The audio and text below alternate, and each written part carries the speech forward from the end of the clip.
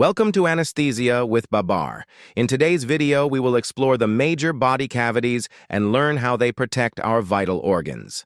Let's start. First, we have the cranial cavity. This space protects the brain. It's surrounded by the skull bones and cushioned by cerebrospinal fluid, which helps absorb shock and keep the brain safe. On screen, highlight cranial cavity in yellow-orange, show brain icon. Clinical note: head injuries, brain swelling, or meningitis affect this area. Next is the vertebral cavity, located along the back. It houses the spinal cord, which carries signals between the brain and the body. The vertebral column, backbone, protects it. On screen, highlight spinal column in orange, spinal cord line shown. Clinical note: spinal cord injuries or slipped discs can cause serious problems here.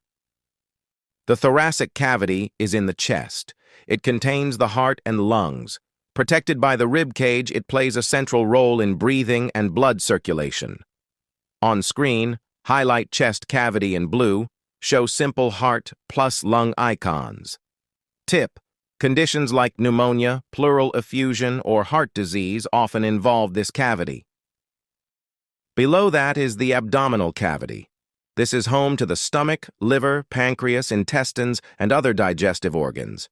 It's where digestion, nutrient absorption, and processing take place. On screen, highlight in green, icons for stomach, liver, intestines. Note: appendicitis, liver disease, or bowel obstruction happen in this cavity. Finally, the pelvic cavity at the lower end of the trunk. It contains reproductive organs, like the uterus and ovaries in females, or the prostate in males, as well as the urinary bladder and parts of the intestines. On screen, highlight pelvic area in pink-red, show uterus bladder icons. Note: pelvic infections, urinary problems, or reproductive disorders affect this region.